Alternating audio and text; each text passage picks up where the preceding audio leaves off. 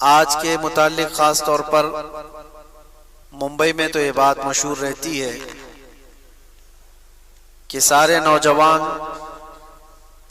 तकरीबन मेला देखने के लिए निकल जाते हैं या मातम का नज़ारा देखने के लिए चले जाते हैं। मुझे आज इस मजमे को देखकर अंदाजा होता है कि यहाँ हुसैनी बूढ़ों से कम भरा हुआ मजमा है, लेकिन हुसैनी जवानों से भरा हुआ ज्यादा है। तो आखिर ये भी तो जवान है, ये भी तो नौजवान है। लेकिन मेरे अजीजों, हर एक जगह एक तरह का माहौल नहीं होता। अल्लाह तबारक व तआला का करोड़ा एहसान है कि बहुत सारी खुराफात से आपको बचाकर अपने जिक्र पाक में आपको यहाँ पर बैठने का मौका अता फरमाया है। आज 10वीं मुहर्रमुल हराम की यह शब है, कल आशूरा है। आशूरा में इबादत करें, अल्लाह की बारगाह में गिड़गिड़ा कर अपने लिए बख्शिश तलब करें और क़यामत के दिन की आसानी के लिए दुआ जरूर करें। लेकिन ये जो रात है शब आशूरा, तारीखी एतबार से देखा जाए तो कभी आप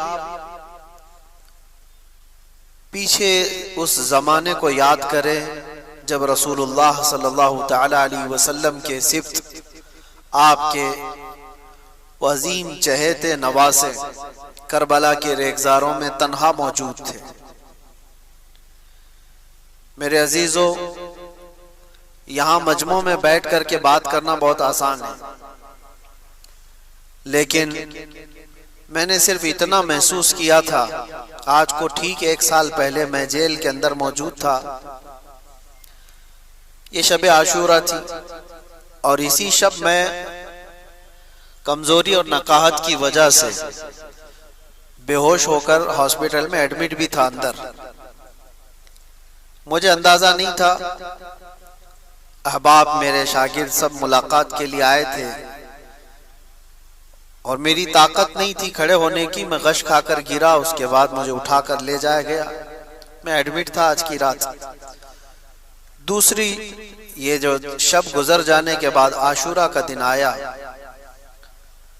तो मैं ये महसूस कर रहा था कितनी तन्हाई है यहाँ पर। 2000 लोग मौजूद हैं अंदर कैदियों में, लेकिन फिर भी एक अजीब सी तन्हाई और बहुत अजीब सी तन्हाई कि आदमी चाह करके अपनों से मुलाकात ना कर सके, अपनों से बात ना कर सके। तो मैं ये सोचता हूं कि कैद का एक दिन इतना भारी लगता था जो तन्हाई महसूस होती थी, और हम 2000 लोगों के बीच में मौजूद थे।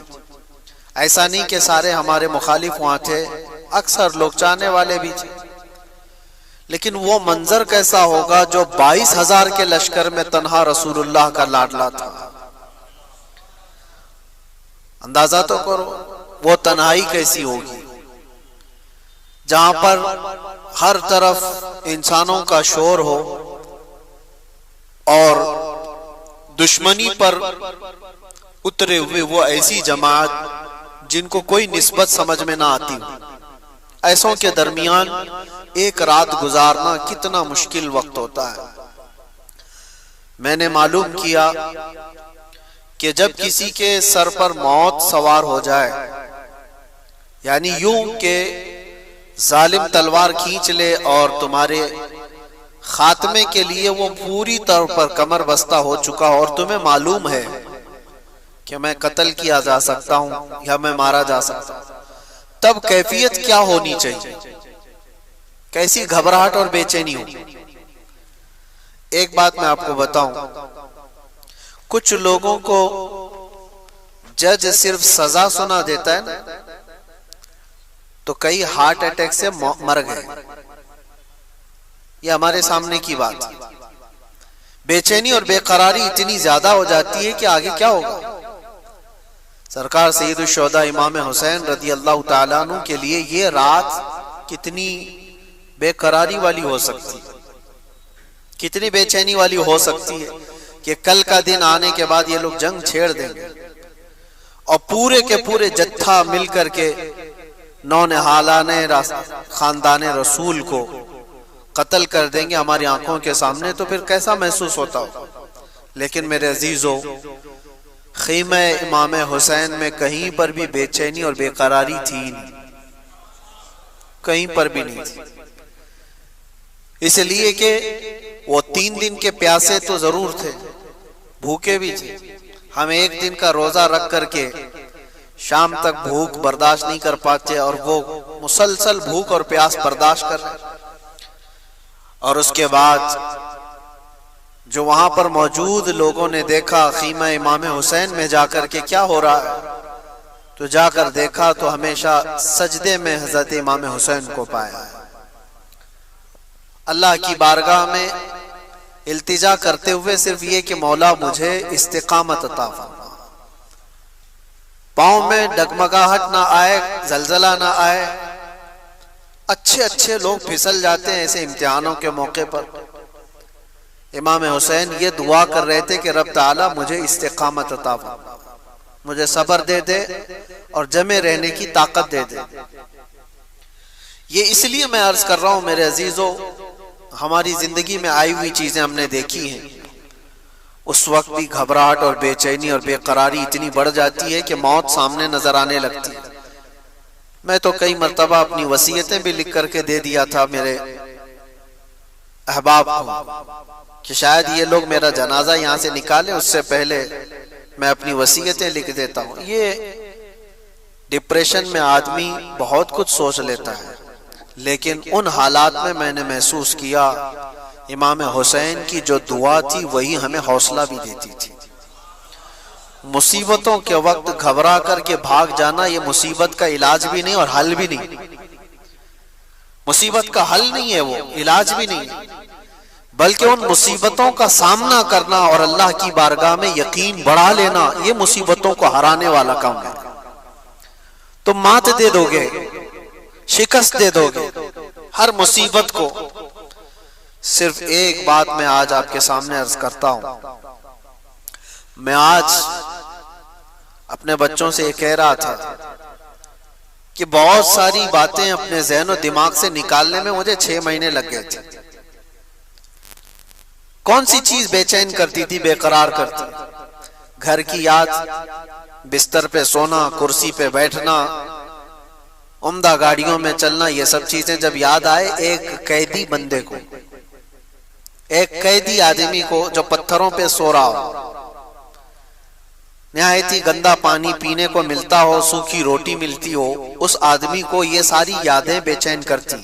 मेरा घर कैसा था, मेरी गाड़ी कैसी थी, मेरे दोस्त कैसे थे, मेरे चाहने वाले, ये सब ख्यालात जो उसे बेचैन करते। धीरे धीरे एक एक चीज को दिमाग से निकालना शुरू की। नहीं, सब दुनिया है, घर भी दुनिया है, गाड़ी बंगला ये सारी चीजें ये दुनिया है, दोस्त अहबाब ये भी दुनिया है। सबकी चीजों को जहन से निकालते निकालते अब किसी की याद ना आने पाए ताकि तड़प और बेचैनी ना आए। सब निकालना बहुत मुश्किल रहता है, लेकिन कुछ रिहर्सल के बाद निकाल लिए, सब निकाल। आखिरी चीज बाकी रह जाती है औलाद की मोहब्बत। बच्चों की मोहब्बत जल्दी जहन से जाती नहीं है। मैं अपना तजुर्बा आपके सामने अर्ज कर रहा हूं। 6 महीने गुजर गए, जब कभी छोटे से बच्चे मेरे अपने मुलाकात के लिए जालियों के बाहर आ जाएं तो तड़प और बेचैनी अजीब सी होती थी। हम छू भी नहीं सकते उन्हें, और उनके आंसू के निकलते हुए कतरे हमें और बेचैन करते। इस चीज को स्ट्रगल करना ये बहुत भारी था। 6 महीने के बाद अल्लाह करीम की तरफ से जो बात होगी, ज़हन में ये बात आई, ये एक चीज है जो बेचैन कर रही है, औलाद की मोहब्बत। बाकी सबको तो दिल से निकालते गए, इसको भी निकालना होगा, इसको भी निकालें, ये बेचैनी खत्म हो जाएगी, बेकरारी खत्म हो जाएगी। दुनिया है, औलाद भी दुनिया ही है, बीवी भी दुनिया है, ये आखिरी महीना रहा होगा, दिल ठान करके ये कहना पड़ा मुझको भी कि नहीं, अब मुझे औलाद की भी जरूरत नहीं, ज़हन से निकाल दो, नहीं याद करूंगा। मुसल्ले पे गिर जाता, अल्लाह की बारगाह में अर्ज करता कि रब तबारक व तआला ये सारी चीजों को ज़हन से निकाल दिया। अब आखिरी जो चीज थी वो बच्चों की मोहब्बत थी, वो भी निकाल रहा हूं, बस खाली इतना है कि तेरे दरबार में आना है और यहां पर मुझे सब्र और इस्तिकामत के साथ अल्लाह तू कायम रहने में मदद फरमा। या आखिरी महीना होगा, फिर मुझे ये बशारत मिली कि आप आजाद हो, आप आजाद हो। हम तो मौत की तैयारी किए हुए थे, लेकिन एक बात मैं आपको ये इसलिए अर्ज कर रहा हूं कि रब तबारक व तआला की बारगाह में इम्तिहान जब होता है तो मुझे ऐसा लगता है जब तक तुम अपनी हर चीज को अपने ज़हन से नहीं निकाल देते तब तक वो पूरी मदद नहीं आ पाती। अल्लाह हर घड़ी मदद कर रहा है तुम्हारी, हर घड़ी। आज क्या अल्लाह की मदद के बगैर तुम ये इस माहौल में रह रहे हो? रब तबारक व तआला की मदद ना होती तो कुत्तों के बीच में जीना ही तुम्हारा हराम हो जाता। अल्हम्दुलिल्लाह हमें कोई फर्क नहीं पड़ता, चाहे जो चीजें भी बंद हो जाएं, लेकिन जी रहे। और आज मैं तो ये महसूस करता हूं ऐसे जी रहे हैं जैसे 32 दांतों के बीच में जुबान जीती है। सब दांत नोकीले हैं, जुबान बहुत नरम है, लेकिन दबती किसी से नहीं है। हाँ, कभी कभार गलती से फिसल गई तो किसी दांत के नीचे आती, वरना कोई दांत इसको काटता नहीं है। जुबान को कोई काटता है?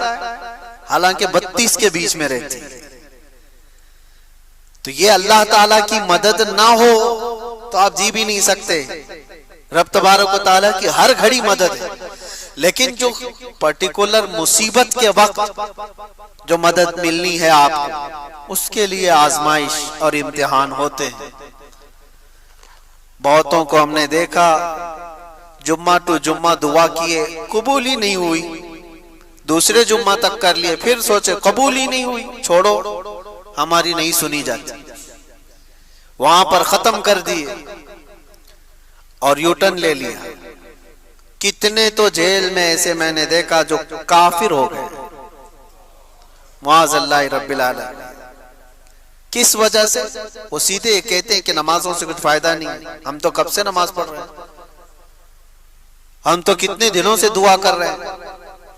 ऐसी बातें मेरे अजीजों सुन सुन करके अच्छे से अच्छा आदमी पिघलने लगता है। मेरे पास ऐसी बातें आई, पहले तो मैं तौबा किया, अल्लाह अगर नमाज पढ़ने की वजह से ही कैद में रहते हैं तो जिंदगी भर कैद ही अच्छा है। जैसे लोग वहां कह रहे थे दुआ करने से दुआ कबूल नहीं होती, लेकिन थोड़े दिनों के बाद दिमाग में ये बात आने लगती है कि क्या हकीकत में दुआ नहीं कबूल होती? हमारी भी नहीं हो रही है, और हमारी तो छोड़ो, हमारे लिए पूरे पूरे हर खित्ता हर इलाका दुआ में मशगूल है। बच्चे से लेकर जवान तक, जवान से बूढ़े, औरतें, सारे लोग, मस्जिद के इमाम, खतीब, मदारिस के उलमा, सब दुआओं में हैं।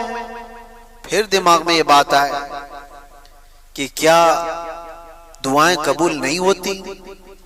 ये शैतानी वसवसा है। मेरे अजीजों, इम्तिहान की जो घड़ी होती है वो बहुत डिफरेंट है, बहुत अलग है।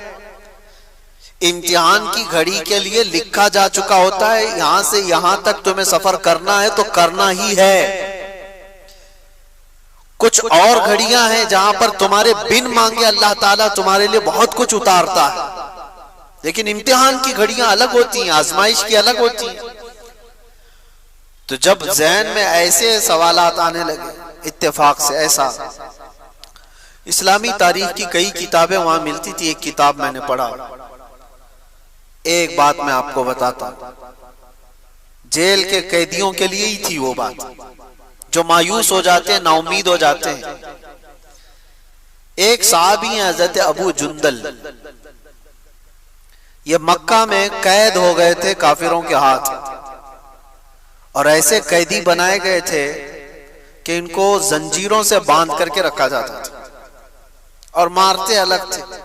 हुजूर पाक सल्लल्लाहु अलैहि वसल्लम हिजरत करके चले गए। शुरू इस्लाम में वो कैद हो गए थे, तकरीबन समझ लें ऐलान नबूवत के 2-3 साल बाद वो कैद हो गए, और उसके बाद कंटिन्यू 7 साल तक कैद में रहे। कुफार छोड़ते नहीं थे। हुजूर पाक सल्लल्लाहु अलैहि वसल्लम हिजरत करके मदीने चले गए, 6 साल उधर गुजर गए। सोचो आप कितने साल हो गए, 13 साल। और जब हुजूर पाक सल्लल्लाहु तआला अलैहि वसल्लम उम्रा के लिए आ रहे थे 1400 सहाबा के साथ, जो हुदैबिया के मकाम पर मक्का के काफिरों ने आपका रास्ता रोक लिया और कहा कि हम आपको उम्रा करने नहीं देंगे। उस वक्त मक्का वालों की ताकत थी।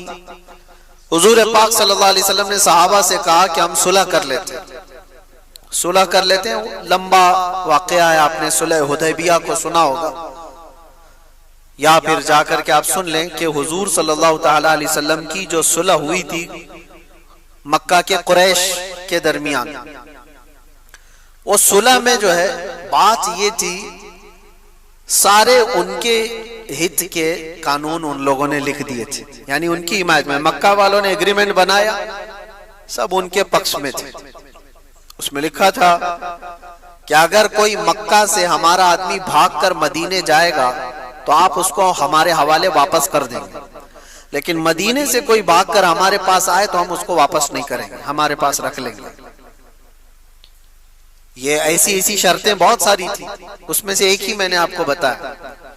हुजूर पाक सल्लल्लाहु तआला अलैहि वसल्लम ने इसको भी मंजूर कर लिया। अब सुनिए बात मैं कह रहा हूं, ये एग्रीमेंट बन रहा है ना, अभी एग्रीमेंट बनने से पहले ही एक हाल ये हो गया कि हुजूर पाक सल्लल्लाहु तआला अलैहि वसल्लम के वो सहाबी हजरत अबू जुंदल, जो मक्का में 13 साल से कैद में थे, वो कैद से छूट करके भागकर आ गए।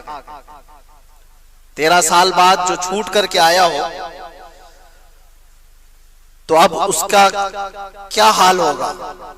अरे 4 दिन का जो छूट करके आता है उसकी कैफियत अलग होती है। जो 13 साल की कैद के बाद छूट करके आया, जंजीरें लगी हुई थी, और हुजूर पाक सल्लल्लाहु तआला अलैहि वसल्लम कहाँ है, हुदैबिया के मकाम पर, जो मक्का से अभी 35 किलोमीटर दूर है।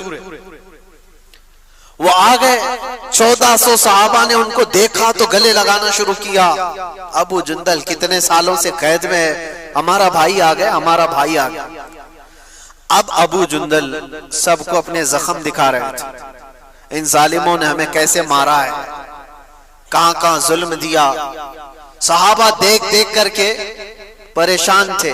इसी असना में मक्का वालों को ये बात पता चल गई कि हमारा कैदी छूट कर चला गया, भाग गया है। कहां गया? हुजूर सल्लल्लाहु अलैहि वसल्लम के सहाबा के पास चला गया, वो तो महफूज हो गया है। तो मक्का वालों ने क्या कहा जानते हैं आप? मक्का वालों ने ये कहा कि हमारा एग्रीमेंट हुआ है, हमारे यहां से भाग करके कोई आएगा आपके यहां तो आप उसको वापस करेंगे।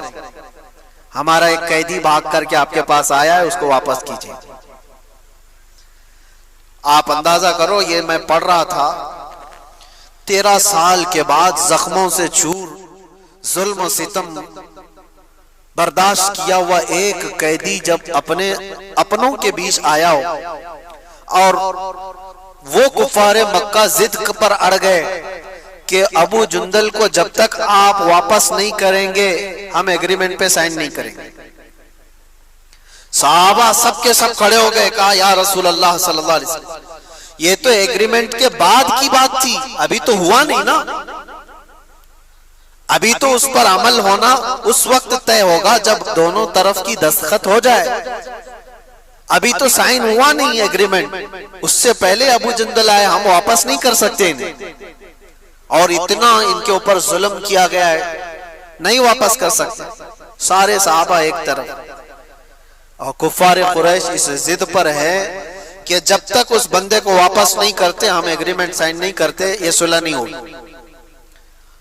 अब सोचो, नजर सबकी हुजूर की तरफ थी। रसूल पाक सल्लल्लाहु अलैहि वसल्लम, ये बहुत कठिन मरहला है, तवज्जो चाहता हूं, बहुत कठिन मरहला है। वो रहमतुल लिल आलमीन है, यकीनन हुजूर पाक सल्लल्लाहु ताला अलैहि वसल्लम रहमतुल लिल आलमीन, इसमें कोई शक है। साहबा, अबू जुंदल सब हुजूर की तरफ देखने लगे, आपका क्या फैसला है?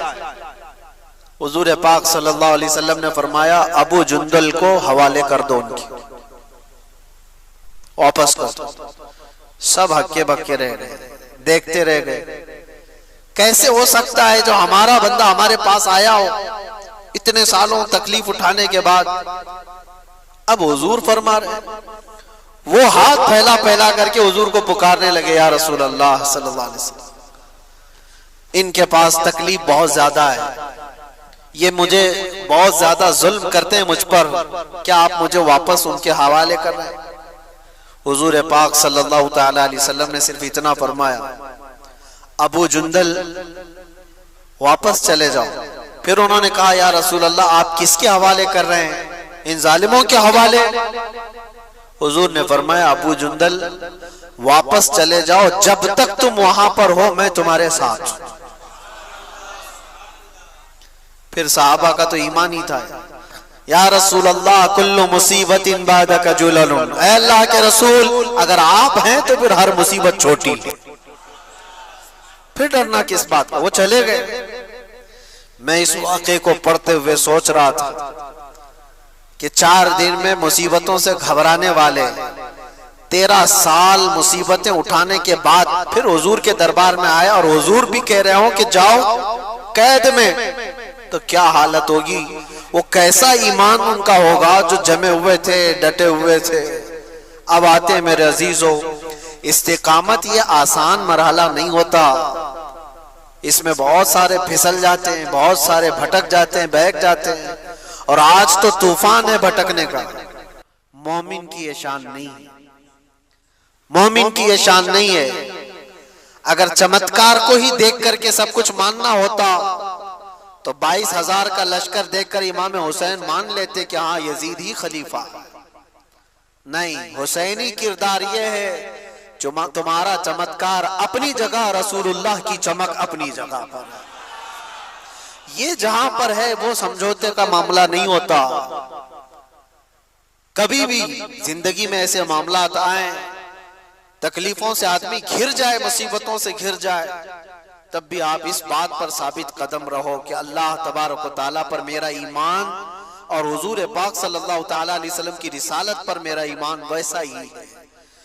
हाँ, मुसीबतें जब आती हैं, मुझे एक बात याद आती है, मेरे वालिद गिरामी अल्लाह उनकी कब्र पर हजारों रहमतें नाजिल फरमाए, आखिर उम्र में वो डायलिसिस पे आ गए थे।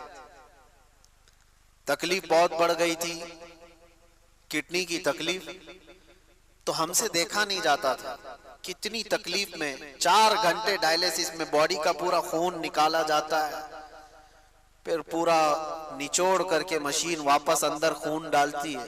एक बहुत डेंजर प्रोसेस है, अल्लाह हिफाजत फरमाए। किडनी का जो काम है पेशाब निकालना, वो नहीं करती। आप क्या समझते हैं पेशाब निकलना एक नॉर्मल सी चीज है? अगर एक दिन के लिए तुम्हारा पेशाब रुक जाए तो तुम्हारी जिंदगी दरहम बरहम हो जाएगी। हर चीज में अल्लाह की नेमत है। इसीलिए बैतुल खला से, तारत खाने से, इस्तिंजा खाने से बाहर आते हैं तो दुआ क्या पढ़ते हैं? अल्हम्दुलिल्लाहिल्लज़ी अज़हब अन्निल आज़ा व आफ़ानी। अल्हम्दुलिल्लाह, अल्लाह का शुक्र पहले बजा लाते हैं। अल्लाह तेरा करोड़ा शुक्र है, तूने अजियत देने वाली चीज से मुझको दूर किया है, या अजियत देने वाली चीज मुझसे दूर किया है। मैं जो बात अर्ज कर रहा था वो ये, उस उम्र में 72 साल की उम्र, 72 उम्र थी। मैंने एक बार सिराने पर बैठकर कहा, बड़े आलिम दीन थे हुजूर, हाफिज मिल्लत के शागिर्द थे। उनसे मैंने कहा कि कितनी तकलीफ है आपको, देखा नहीं जाता। अल्लाह तबारक व तआला इतनी बड़ी तकलीफ में आपको मुब्तला रखा है, आपकी कभी नमाजें कज़ा नहीं, मुसलसल वो हर 3 दिन पर खत्म कुरान करते थे। तो ये सारी चीजें होने के बाद इतनी तकलीफ आपको क्यों? उस वक्त मुझे जो सबर की तलकीन का एक अदब मिला था, एक तालीम मिली थी, वो आज भी याद है। उन्होंने कहा कि ये 2 साल से मेरा डायलिसिस चल रहा है, 70 साल जो अल्लाह ताला ने सेहत बख्शी, पहले उसका शुक्र तो करो। मुसीबतें बहुत थोड़ी हैं और अल्लाह तबारक व ताला इनामात में हमें ज्यादा रखा है, लेकिन दिखती वही मुसीबतें हैं लोगों को। वो खुशहाल कितना रखा है वो नहीं देखा जाता। अजीजा ने गिरामी वकार, ये सारी बातों के बाद हम आते हैं उस करबला के मैदान में।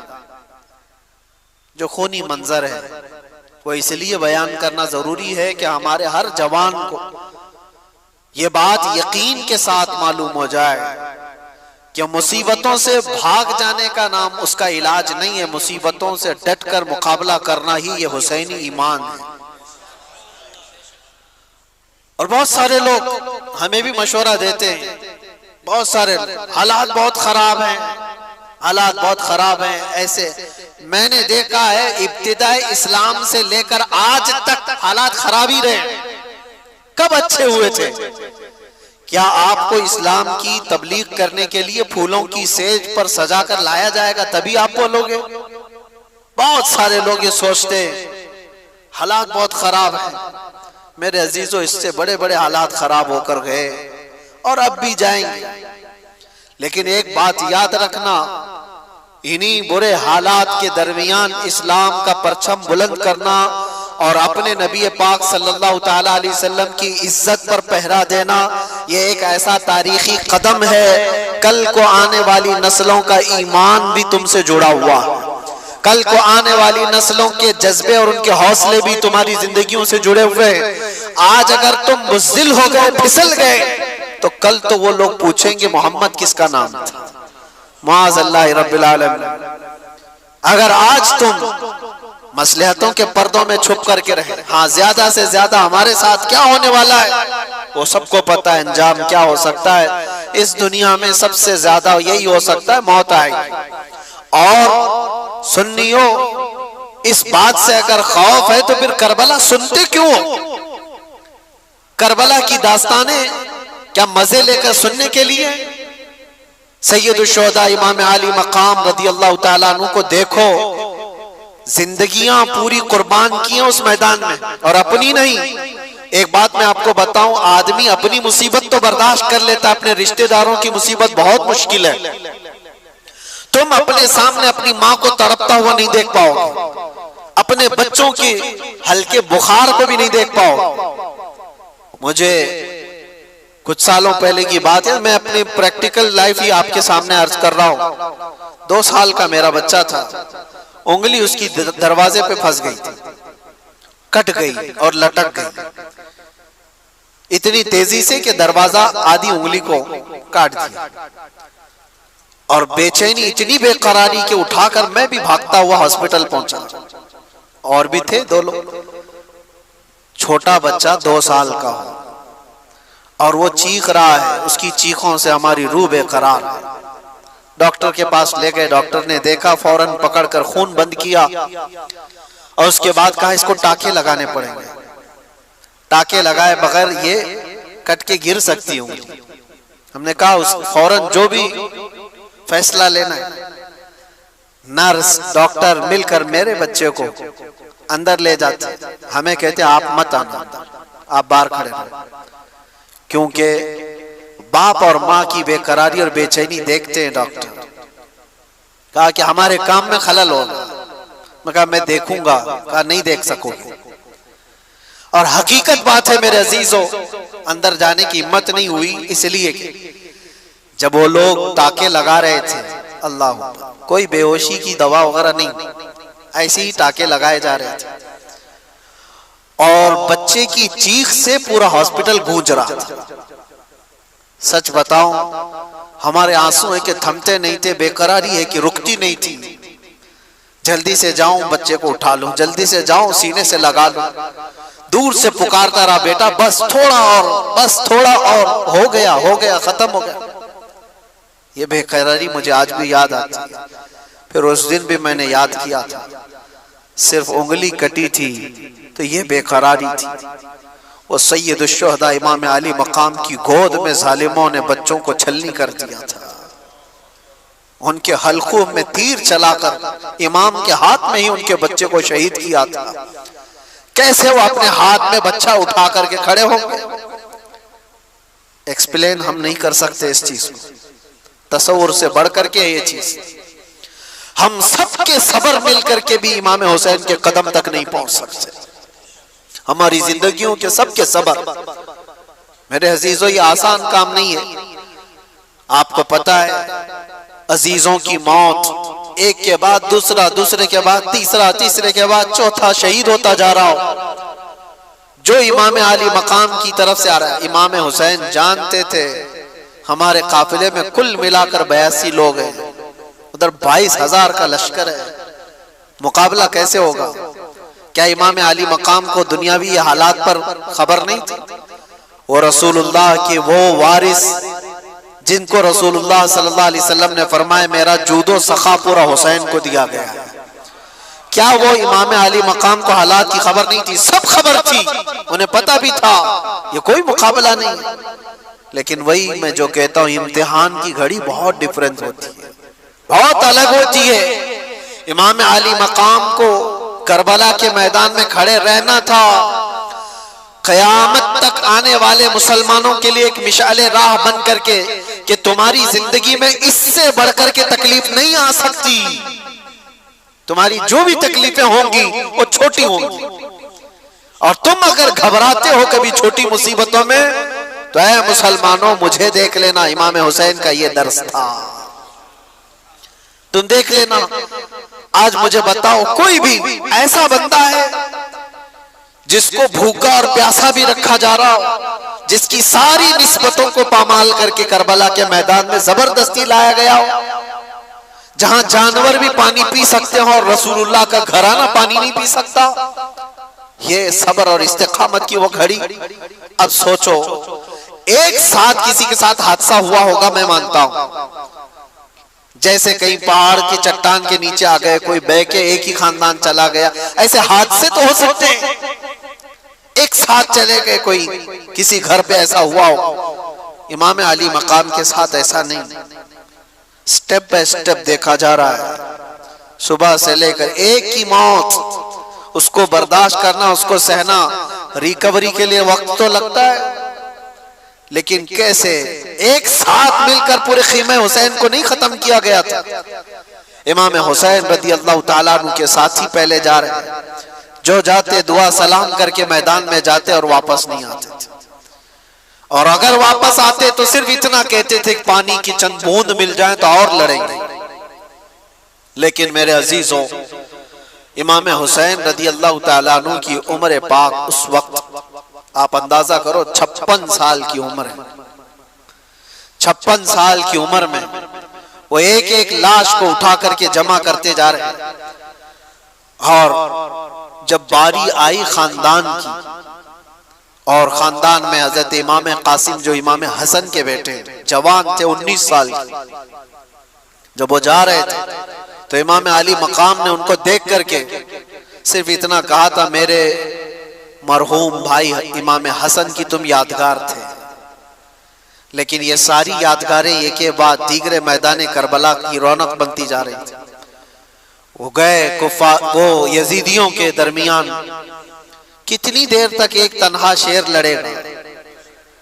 ये सारे भेड़िए जब जत्थे के साथ हमला करते, तीरों से छलनी करके जख्मी करके गिराते और फिर सर को जिस्म से अलग कर देते थे।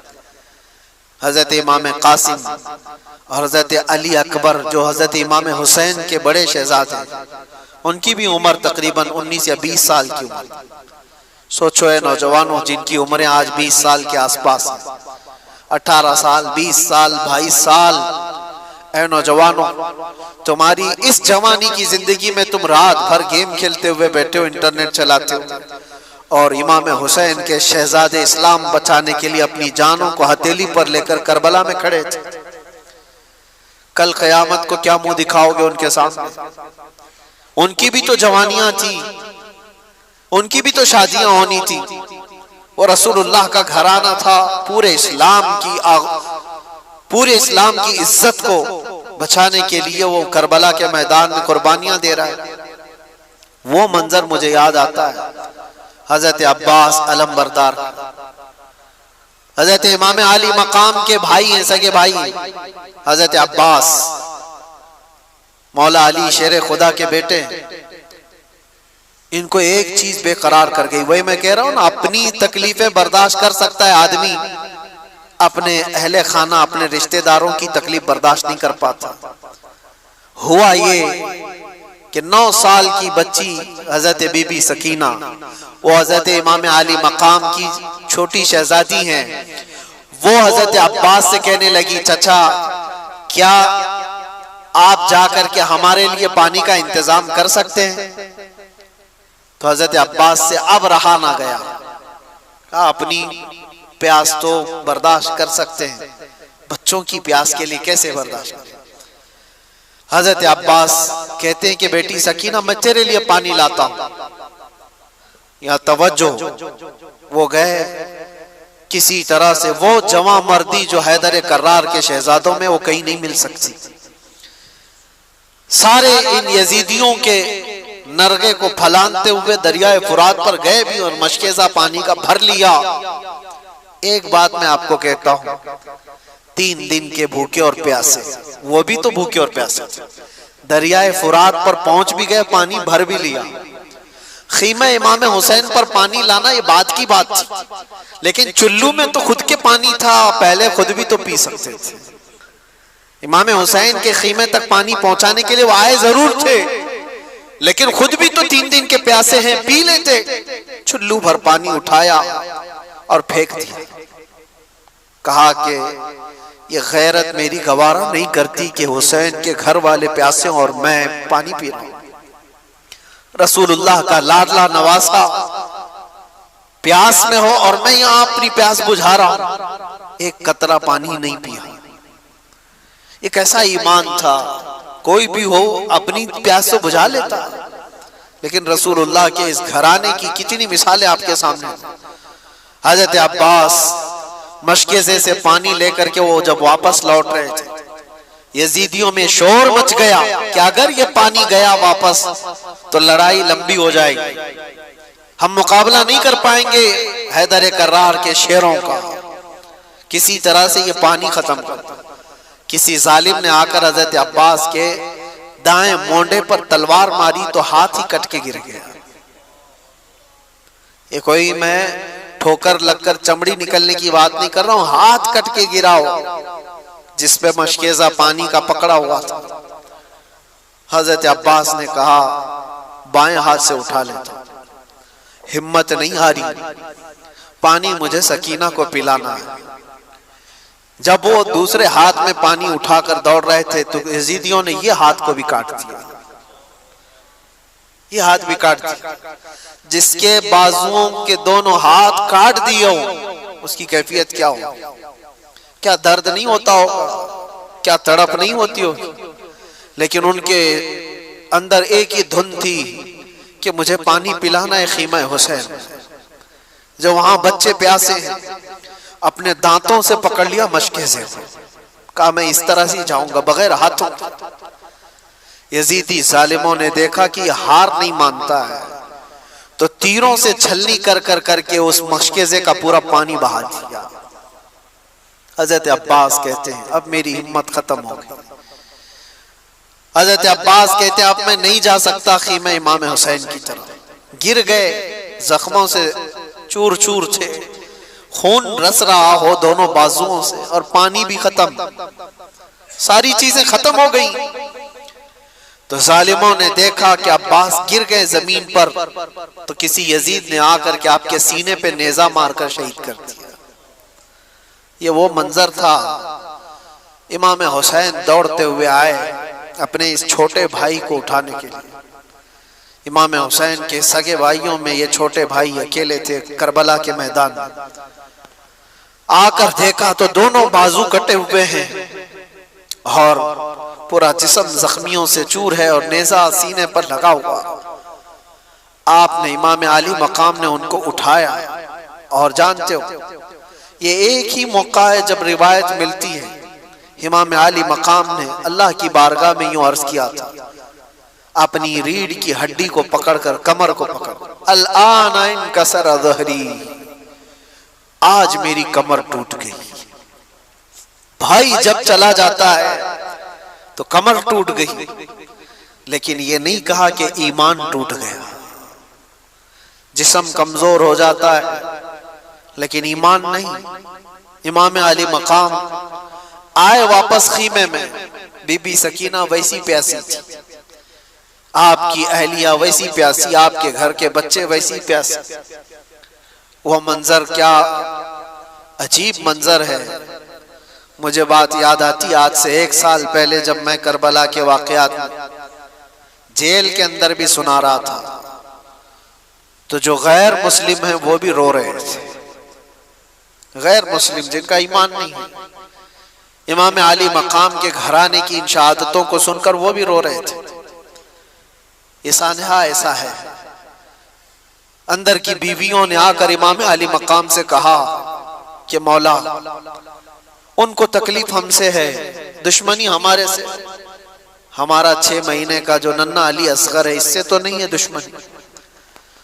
अब सीने में दूध सूख गया है, इस बच्चे को ले जाएं, शायद इसको कुछ पानी के कतरात वो हलक में डाल दें ताकि इसकी प्यास कम हो जाए। इमाम आली मकाम ने अपनी बीवी की बात सुन करके इस नन्हे अली असगर को उठाकर मैदान में तशरीफ लाए थे। एक बात याद रखें, जिसके सर पर हवस तारी हो उससे कभी कोई उम्मीद नहीं लगाई जा सकती, कभी रहम की उम्मीद नहीं कर सकते। इमाम आली मकाम ने यजीदियों को पुकार कर कहा, मेरे बच्चे ने तुम्हारे साथ कुछ नहीं किया, ये तो बोलता भी नहीं, 6 महीने का है, लेकिन देखो इसकी माँ के सीने से दूध सूख गया है, तुम इसको कुछ पानी पिला दो। जालिमों ने इमाम आली मकाम की ये तकरीर सुनकर के दूर से तीर चलाया और वो तीर सीधे अली असगर की गर्दन पे आकर लगा। निशाना ऐसा था कि हल्कों पर आकर लग गया और खून का फव्वारा इमाम आली मकाम के चेहरे पर आकर पड़ा।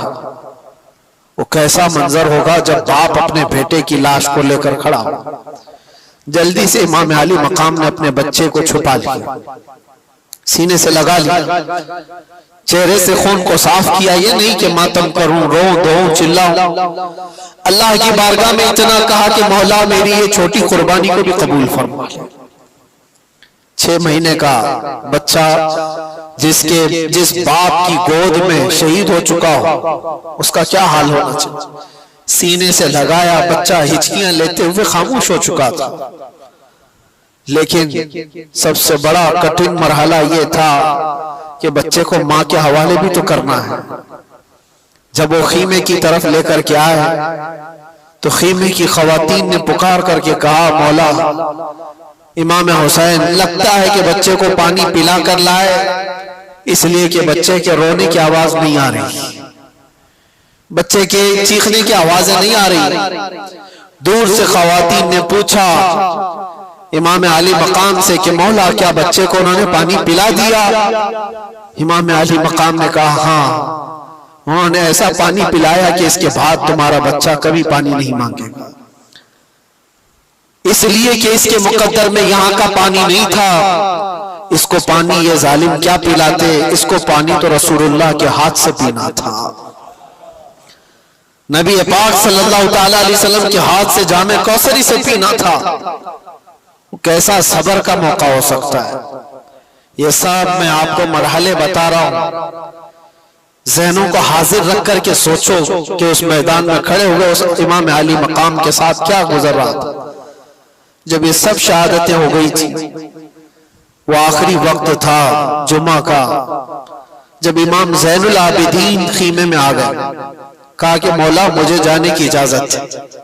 एक ही बेटे बच्चे थे इमाम आली मकाम के, इमाम ज़ैनुल आबिदीन बीमार थे और वो कपड़े पहन करके जब अपने बाबा जान के पास आए, 17 साल की उम्र के, इमाम आली मकाम से कहा मुझे बाबा इजाजत दो, सारे भाई हमारे शहीद हो चुके, घर पूरा चला गया, आपकी इज्जत और आबरू पर कोई हर्फ आने ना पाए जब तक आपका बेटा है। इमाम अली मकाम ने उनको पकड़कर बिठाया, कहा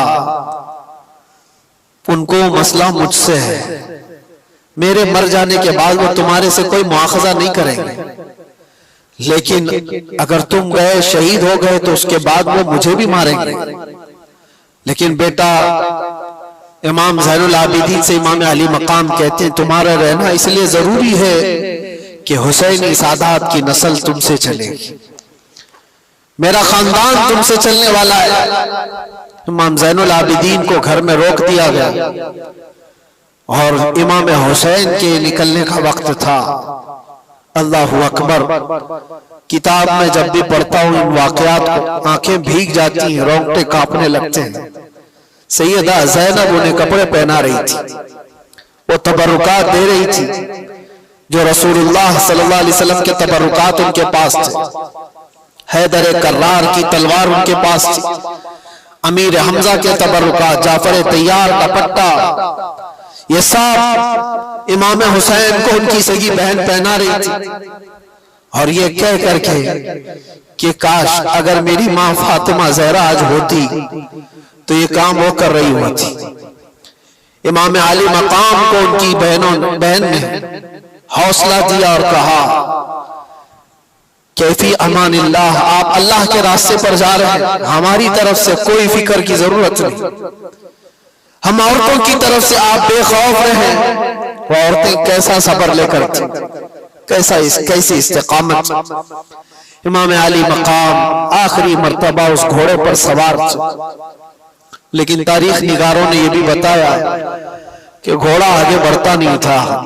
जो इमाम अली मकाम का घोड़ा हमेशा सफर में रहता, घोड़ा मैदान जंग में आगे बढ़ नहीं रहा था, तो आपने उतर करके देखा तो घोड़े की दोनों टांगों को बीबी सकीना पकड़ी हुई बैठी थी और वो ये इल्तिजाएं कर रही थी कि बाबा को मत ले जाना, इसलिए कि जो गया वापस नहीं आया।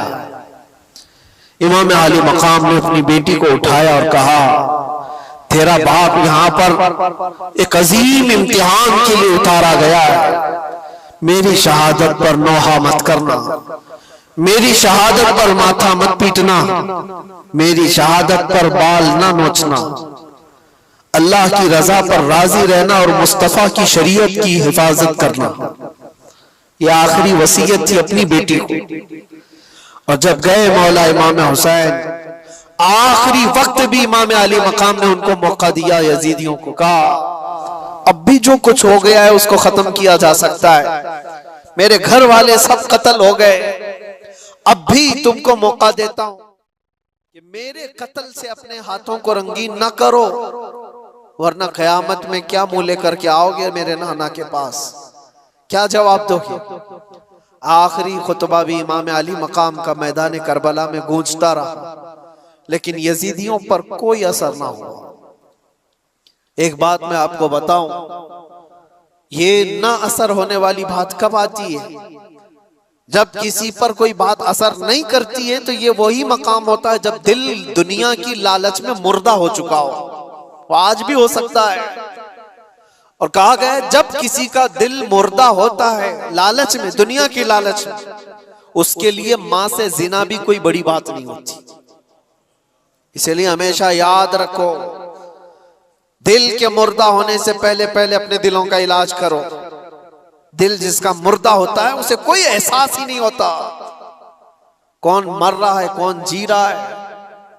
इसलिए मेरे अजीजों, वो यजीदी जो वहां खड़े थे वो मुर्दा दिल थे, लालच सवार थी, दुनिया की हवस सवार थी। इमाम अली मकाम के दिए हुए खुतबों का कोई असर नहीं हुआ। उनको खुतबा सुनने की जरूरत क्या थी, सिर्फ इतना देख लेते चेहरे इमाम हुसैन में जलवे रसूल नजर आ रहा होता। क्या उनको ये नहीं मालूम था कि ये फातिमा ज़हरा का लाडला है? क्या उन्हें नहीं मालूम था ये हैदर कर्रार का लख्ते जिगर है? क्या उन्हें ये नहीं मालूम था कि रसूलुल्लाह ने कहा है अपनी हदीस पाक में, अल हसन वल हुसैन सय्यदा शबाबी अहलिल जन्नह, हसन और हुसैन जन्नती जवानों के सरदार हैं। ये सब बातें उनको नहीं मालूम थी? सब मालूम थी। लेकिन तुफ है, लानत है दुनियावी हवस और हिर्स का कि जब ये किसी के दिल पर सवार हो जाती है तो फिर तमाम एहसासात उसके खत्म हो जाते हैं। एक ही चीज नजर आ रही होती है, दुनिया दुनिया दुनिया। वो निस्बतों का एहतराम नहीं करता, उसे माँ बाप बेटी उस्ताद मुर्शिद औलिया अंबिया कुछ माने नहीं रखते। दिल जब मुर्दा होता है, इसीलिए मैं कहता हूं मेरे अजीजों, दिलों को मुर्दा होने से बचा लेना, हमेशा दिलों को मुर्दा होने से बचा लेना। मैं इस पर फिर गुफ्तगू करूंगा इंशाअल्लाह। आज जिक्र की मजलिस भी है और हम अपने दिलों को जिंदा करने के लिए आए, लेकिन तज़किरा इमाम हुसैन का इसलिए जरूरी था कि आज की ये रात मौला हुसैन की कैसी रात रही होगी। जब आप आए, आखिरी खुतबा भी दिया, जालिमों पर कुछ असर ना हुआ, लड़ने पर तुल गए। और लोग ये तो बयान करते हैं कि इमाम अली मकाम को शहीद कर दिया गया, लेकिन क्या आपने कभी ये भी सुना कि इमाम अली मकाम के शहजादों ने इन कुत्तों की कैसी दुर्गत बनाई थी? एक एक शहजादे ने 100 पर हमला किया था। एक एक शहजादे ने 100 पर हमला किया है, इसीलिए तो वो मुकाबला तन्हा कर नहीं पाते थे। हजरत इमाम कासिम इमाम हसन के बेटे, एक ही जवान ऐसा है जो मैदान में मौजूद एक बहुत बड़ा पहलवान मुकाबले में आया था और उसने ये कहा था कि मैं इस बच्चे के मुकाबले का लायक नहीं हूं, ये बच्चा मेरे लायक नहीं है, मैं तो अपने बेटे भेजता हूं। उसके 4 बेटे थे उस पहलवान के। इमाम कासिम को वो 19 साल का जवान ये कह रहा था लड़का है और मैं लड़कों से मुकाबला नहीं करता, मेरा बेटा काफी है। पहले अपने बेटे को भेजा इमाम कासिम के मुकाबले में, मिनट नहीं गुजरे थे कि गाजर की तरह काट के रख दिया। दूसरे बेटे को भेजा, इमाम कासिम ने उसकी गर्दन उड़ा दी। तीसरा आया, तीसरा भी मर गया। चौथा आया, चौथा भी मर गया। एक हैदर कर्रार का शहजादा है, पहलवान के 4 पहलवान बेटों को मिनटों में उड़ा दिया। अरे उनको पानी दिए होते तो 22,000 को एक इमाम कासिम ही खत्म कर देता है। लेकिन वो इम्तिहान की घड़ी थी, इम्तिहान की घड़ी थी। और उसके बाद वो पहलवान फिर मुकाबले में आया कि 4 मेरे बच्चों को ये गाजर मूली की तरह काट के रख चुका है। और आया और कहने लगा, तू जानता है मेरा मकाम क्या है, मैं कितने लोगों से तन्हा लड़ सकता हूं। बड़ी बुलंद बांग दावे करते हुए वो आया।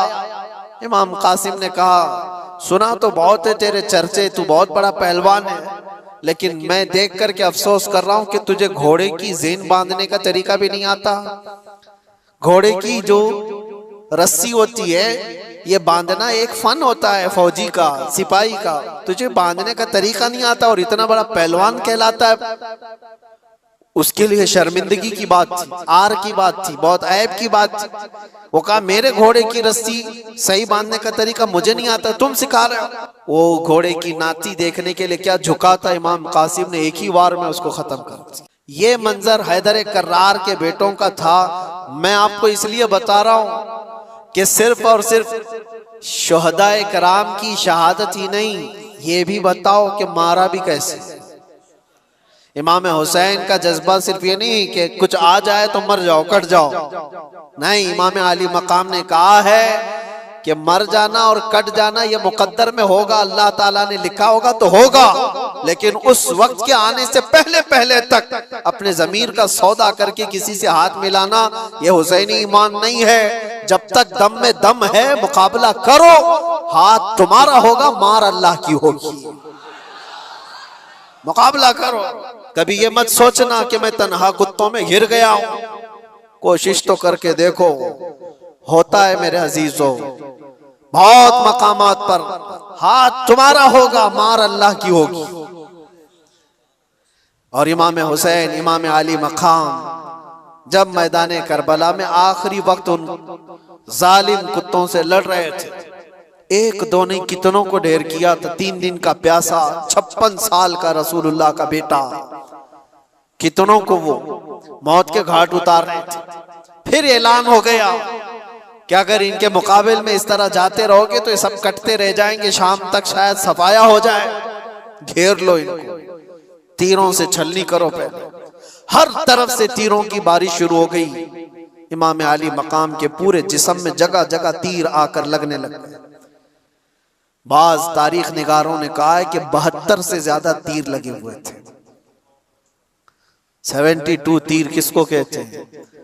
और आप इतने ज्यादा तीर जब जिस्म पर लगे तो घोड़े से आप उतर आए। ये वही वक्त था, जुमा का वक्त, आशूरा का 10वीं मुहर्रमुल हराम। इमाम अली मकाम जैसे ही उतरे सजदे में गिर गए। सजदे में जैसे ही गिरे, उन जालिम कुत्तों ने सोचा इससे बेहतर मौका नहीं है। खोली और शिमर जैसे इन जालिमों ने इमाम अली मकाम की पीठ पर अपना पांव रख करके आपके सर मुबारक को जिस्म से अलग कर दिया। इन्ना लिल्लाहि व इन्ना इलैहि राजिऊन। लेकिन मेरे अजीजों, इमाम हुसैन रदी अल्लाह तआला अन्हु की इस शहादत उज़्मा पर जितना गम करो वो कम है, जितना गम मनाओ वो कम ही है। हम मानते हैं जिंदगी भर इस दुख को हम साथ लेकर जीते, लेकिन साथ में उनका ये मैसेज भी तो लेकर के जाओ। आज लोग ये समझते हैं सिर्फ पट्टी बांध लेने से हुसैनी हो जाएगा। तुम पट्टी बांध करके दिखा रहे हो या हुसैन लिख करके? मेरे अजीजों, इमाम अली मकाम पट्टी बांधे तो नहीं थे, लेकिन दाढ़ी जरूर रखे हुए थे। हुसैन के नाम की पट्टी तो चेहरे पर आ गई, हुसैन के नाम की दाढ़ी क्यों नहीं आई? वो रसूलुल्लाह का शहजादा जो अपने अखलाक व किरदार के साथ मैदान करबला में आया था, साल भर ऐश कर रहे, नाच रहे, गा रहे, सब कुछ कर रहे, और मुहर्रम में तुम्हें गमे हुसैन है।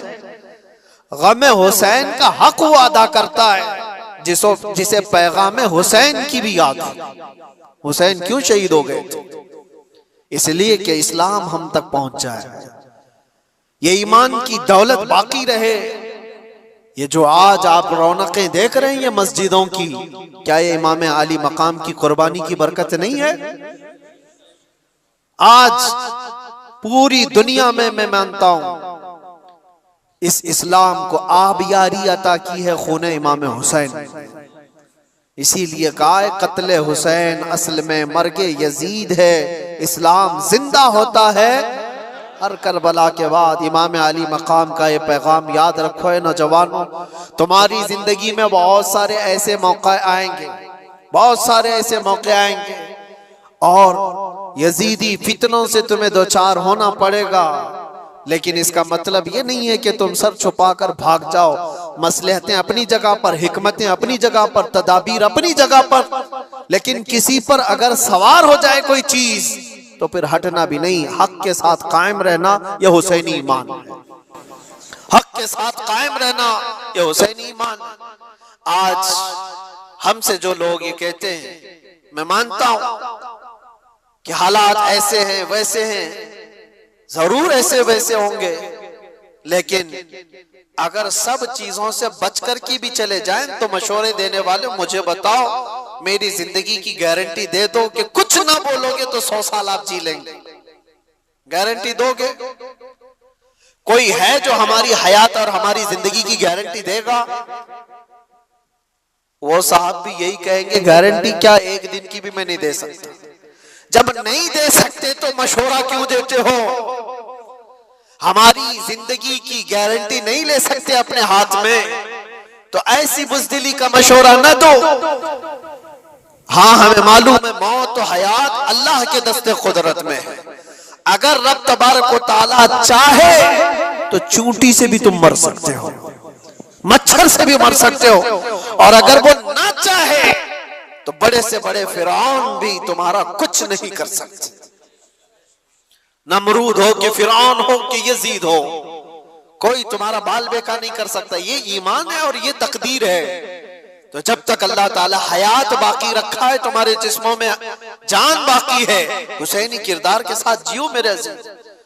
क्यों ये ढकी छुपी जिंदगी? आज जानते हो सबसे ज्यादा आज हमारे ऊपर जो मामलात हैं कि हर चीज तुम्हारी निशाने पर जो ली जा रही है, उसकी वजह यह है कि तुम इन तमाम चीजों से भागे भागे फिर रहे हो। क्या ये मजमा फजर में होता है? इन मस्जिदों में जो वीरानी है, तो जाहिर सी बात है हमने अपने हाथों से जब इस्लाम को नुकसान पहुंचाना शुरू किया तो गैरों के आज लगाए हुए इल्जामात और उनके दिए हुए मुसीबतों का वावेला क्यों मचाते हो? हमने खुद अपने हाथों से कितना बर्बाद किया है। शादी महलों में जाकर देखो कौन सा इस्लाम दिखता है। सारी औरतें बेनकाब, हजारों किस्म के फैशन, हजारों किस्म के पाउडर, लाली, मेकअप, जो पूरी दुनिया को दिखाने के लिए। ये कौन सी खवातीन है? क्या ये फातिमा ज़हरा की कनीज़ें हैं?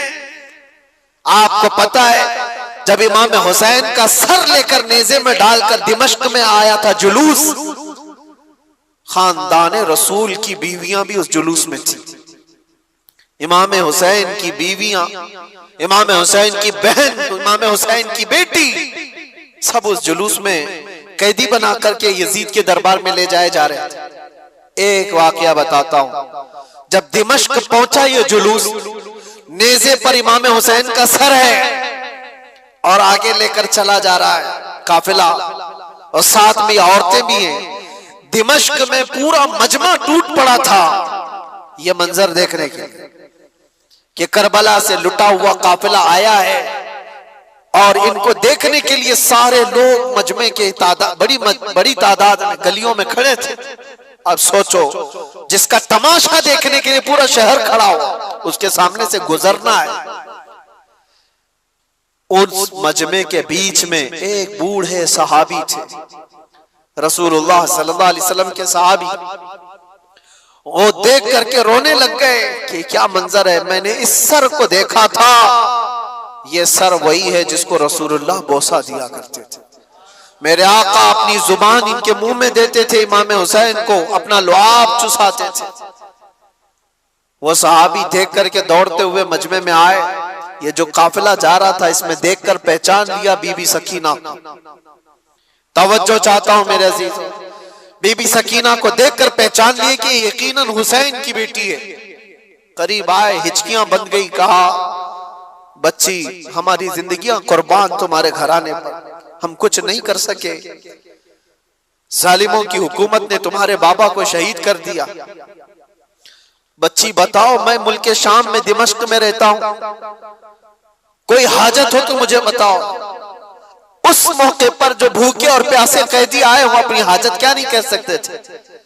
आप नाना जान के साहबी हैं? सकीना ने पूछा।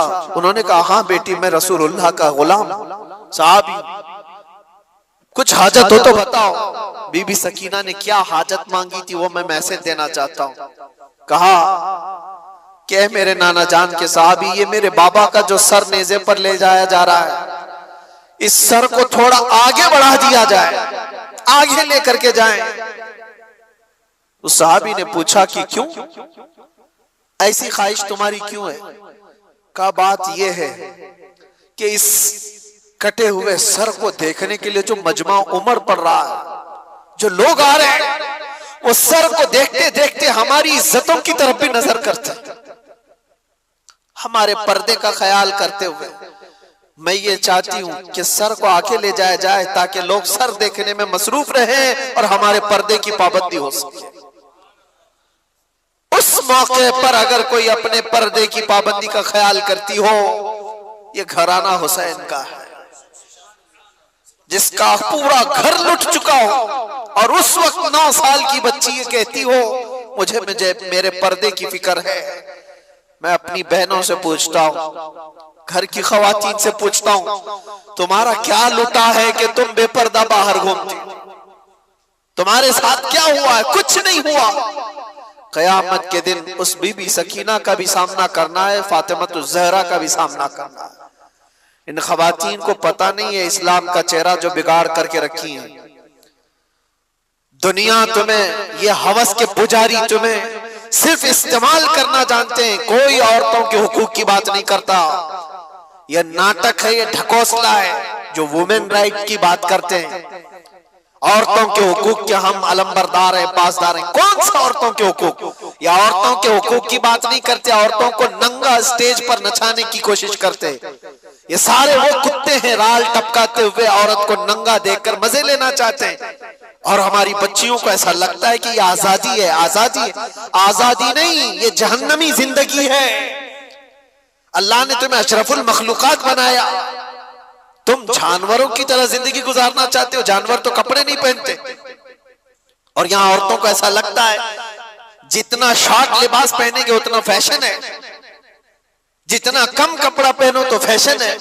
कम कपड़ा पहनना अगर फैशन है तो कुत्ते और जानवर जो भैंस है वो तुम्हारे से ज्यादा फैशनेबल है, वो तो एक भी कपड़ा नहीं पहनते। क्या नंगा रहना कोई फैशन है? उम्मत मुस्तफा के ईमान को गारत करने के लिए दुनिया फैशन के तौर तरीके बनाती है।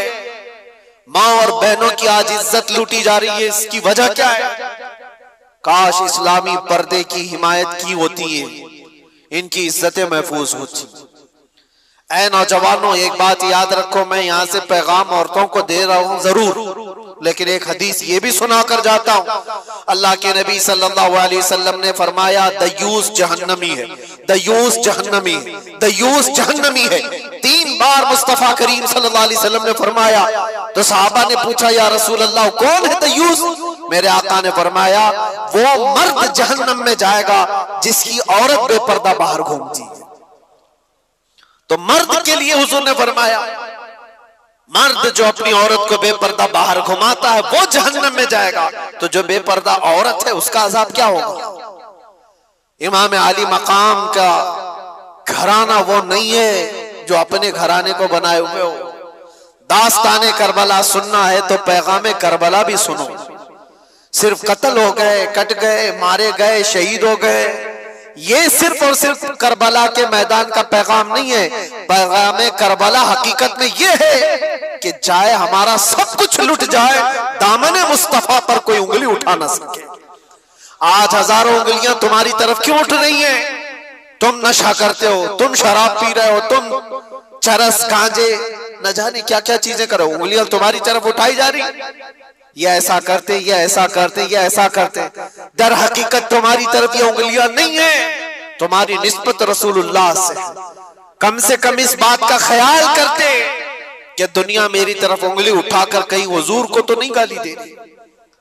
आज नबी पाक सल्लल्लाहु ताला अलैहि वसल्लम तक जो ये जालिम उंगलियां उठ रही हैं, उसकी वजह कुछ आमाल है, बुरे आमाल है। तौबा करो। मेरे मुस्तफा करीम सल्लल्लाहु अलैहि वसल्लम जिस तरह तुम्हें देखना पसंद करते थे वैसे बन जाओ। बस ये जिंदगी है। जिंदगी ये नहीं है किसी की किसी के लिए, जिंदगी है नबी की नबी के लिए।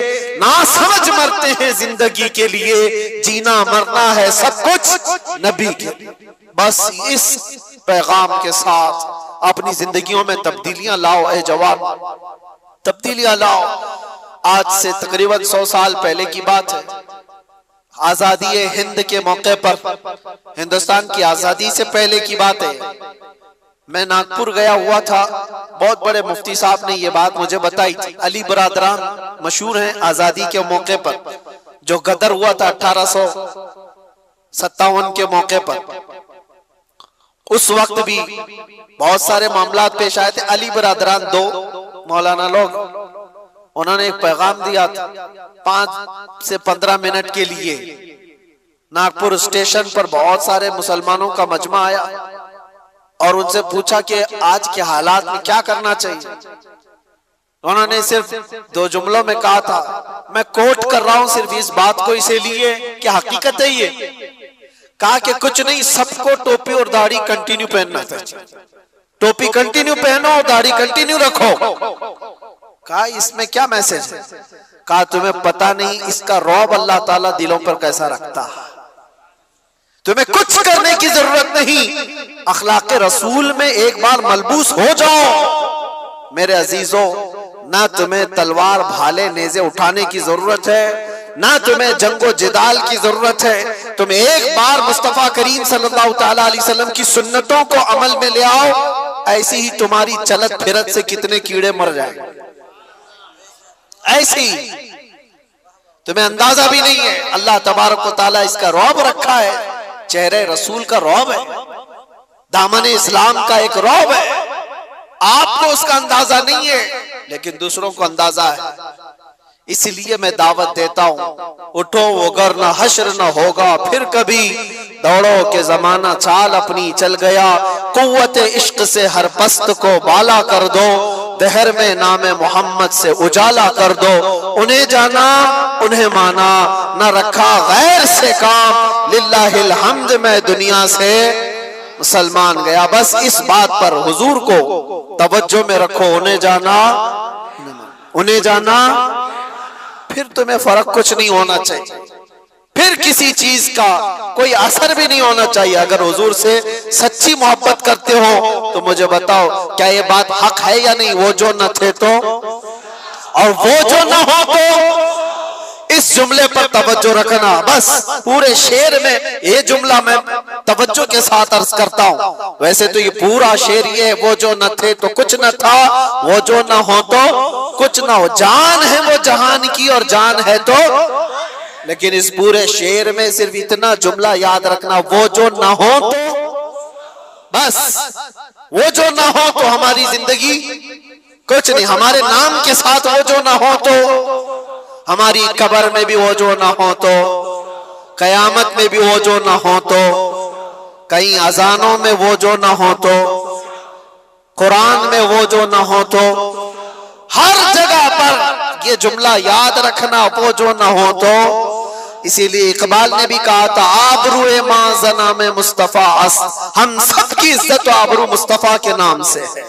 हर चे दरी दुनिया बादे मुस्तफा, जो कुछ भी इस दुनिया में है वो मुस्तफा के बाद, हुजूर के बाद। यही पैगाम इमाम अली मकाम का था, आखिरी बात। और इसके बाद हम दुआ करते हैं, जिक्र के लिए मजमा ज्यादा है। आखिरी बात इमाम अली मकाम के लिए ये एक चीज, कुरान की आयत मैंने तिलावत की, आपने सुना था, वला तक़ूलू लिमन युक़तलू फी सबीलिल्लाहि अमवात। ये देखो आम लोगों को भी आयत याद है, जिसका मतलब क्या है? अल्लाह फरमाता है अल्लाह की राह में जो मारे जाएं उन्हें मुर्दा, सबको पता है, बल्कि वो कौन कह रहा है? खालिक़े कायनात। वो कह रहा है बल्कि वो जिंदा है। तुम्हें उसका शऊर नहीं, तुम्हें अंदाजा नहीं, वो जिंदा है। ये कुरान गवाही दे रहा है शहीदों की जिंदगी। अब मुझे बताओ, इमाम हुसैन जिंदा है या नहीं? तो जिंदा जावेद का हम मातम नहीं करते, जिंदा जावेद का हम। खैर, मुझे जो बात अर्ज करनी है, एक तरफ तो कुरान की ये आयत और एक तरफ दूसरी आयत मैं आपको बताता हूं 20वें पारे में अल्लाह अपने रसूल से फरमा रहा है, या अबू जहल, या उतबा, या शैबा, ये सब जितने दुश्मनान रसूल है, इन्नका ला तुस्मिउल मौता वला तुस्मिउस सुम्मा दुआ। ऐ रसूल, आप इनको अपनी बातें सुना नहीं सकते, इसलिए कि ये गूंगे बहरे मुर्दा हैं। अल्लाह फरमा रहा है क्या है? वो मुर्दा है। किसको मुर्दा कह रहा है? वो चलते फिरते भी हैं, खाते पीते भी हैं, उठते बैठते भी हैं, बातचीत भी करते हैं। और कुरान क्या कह रहा है? वो मुर्दा है। और एक तरफ करबला के मैदान में आओ, हाथ अलग है, पैर अलग है, जिस्म अलग है, धड़ अलग है, गर्दन अलग है। कुरान कहता है वो जिंदा है। कुरान क्या कहता है? और दूसरी जगह पर तो अल्लाह ने और भी उससे बुलंद बात फरमाई, वला तहसबन्नल्लज़ीना कुतिलू फी सबीलिल्लाहि अमवाता, बल्कि उनके मुर्दा होने का गुमान भी मत करो। कहना अलग बात है, सोचना अलग बात है। पहली आयत में क्या था? मुर्दा ना कहो। दूसरी आयत में अल्लाह फरमाता है मुर्दा सोचो भी मत, सोच में भी ना आए तुम्हारे, क्यों मुर्दा है। अब ये फलसफा समझ में आता है? जो चल रहा है, फिर रहा है, खा रहा है, पी रहा है, अल्लाह फरमा रहा है वो मुर्दा है, उन्हें कुछ सुना नहीं सकते आप। और जो कट के टुकड़ों में बदल गए, अल्लाह फरमा रहा है मुर्दा, सोचना भी मत, वो जिंदा है। कुरान से पूछो फिर जिंदगी और मौत कहते किसे? जिंदगी और मौत क्या है? कुरान के फलसफे के एतबार से तुम्हें ये जवाब मिलेगा, सिर्फ और सिर्फ रूह निकल जाने का नाम मौत नहीं, और चलने फिरने का नाम भी जिंदगी नहीं। चलने फिरने का नाम भी जिंदगी नहीं और रूह निकल जाने का नाम भी मौत नहीं। हकीकत में मौत और हयात क्या है? सुनो कुरान के फैसले में कि अगर नबी पाक की दुश्मनी पालकर बादशाह की कुर्सी पर भी बैठ जाए वो मुर्दा है, और नबी की इज्जत का परचम उठाकर 1000 टुकड़ों में भी बदल जाए वो जिंदा है। मौत और हयात इश्क रसूल का नाम है।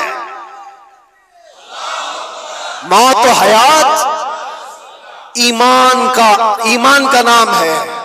ईमान का नाम है मौत और हयात। ईमान हो तो फिर अब मरने का खौफ क्या है तुम? ये बात इसलिए मैं अर्ज किया, करबला के मैदान में जो शहीद हुए उनको मुर्दा कह सकते हो? नहीं। ईमान पर जिनकी मौत हुई है, जुल्मन अगर कत्ल हुए हैं तो अल्लाह ने उनकी जिंदगी की शहादत कुरान में अता फरमाई। तो अब मरने का डर क्यों पालते हो? अब मरने का डर क्यों पालते हो? 2 प्लस पॉइंट तुम्हारे पास। अगर जुल्मन मारे गए तो शहादत के बाद हमेशा की जिंदगी, और ये तो इब्तिदा है, मरने की इब्तिदा है। अगर जुल्मन मारे गए तो शहादत और हमेशा की जिंदगी। और दूसरी बड़ी नेमत यह है कि कब्र में पहुंचने से पहले ताजदारे मदीना की जियारत।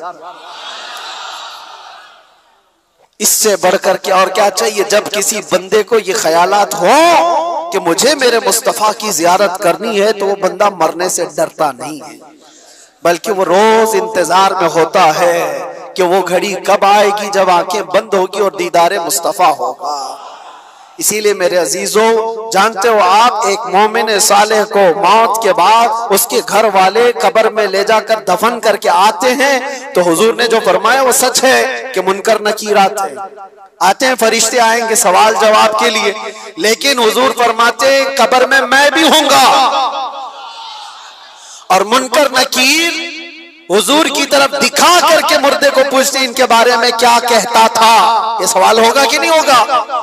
लेकिन शायर ने बहुत अच्छे अंदाज में इसको कहा है, जो बंदा जिंदगी भर ये तमन्ना करते करते करते रह गया कि आज होगी जियारत की कल होगी, आज होगी जियारत की कल होगी, और मर गया बंदा, ख्वाब में जियारत ना हो सकी, अब उसको यकीन था मरने के बाद तो होगी ही, मरने के बाद तो पक्का होगी। और जब मर गया तो कब्र में आकर फरिश्ते झिझोड़ कर उठा रहे हैं तो झंझला करके क्या कहेगा? पाए नाज से ऐ फरिश्तों क्यों उठो, अरे मर के पहुंचा हूं यहां इस दिल रुबा के वास्ते, मर के पहुंचा हूं यहां, मुझे यहां तक पहुंचने में मरना पड़ा, मौत आई है तब मैं यहां पहुंचा हूं, गिर पड़ के यहां पहुंचा, मर मर के इसे पाया, छूटे ना इलाही अब संगे दरे जाना ना। मेरे अजीजों, इस तमन्ना के साथ अपनी जिंदगी गुजारो। आज जो शब आशूरा है, दुआ करो कि मौला करी जब तक हमारी जिंदगियां बाकी हैं, हमारे जिस्म में खून का आखिरी कतरा बाकी है, ईमान और इज्जत की जिंदगी अता फरमा, और जालिमों की सोहबत से और बुज़दिलों की सोहबत से हमेशा हमारी हिफाजत फरमा, हमारी रगों में हुसैनी खून अता फरमा, हमारे दिलों के अंदर जज्बे हुसैनी अता फरमा, हमारी औलाद हमारी नस्ल सबको गुलामान हुसैन में पैदा फरमा, और यजीदी फितनों से मौला हमें डट कर मुकाबला करने की तौफीक अता फरमा। व आखिर दावाना अनिल हम्दुलिल्लाहि रब्बिल आलमीन। अस्सलाम।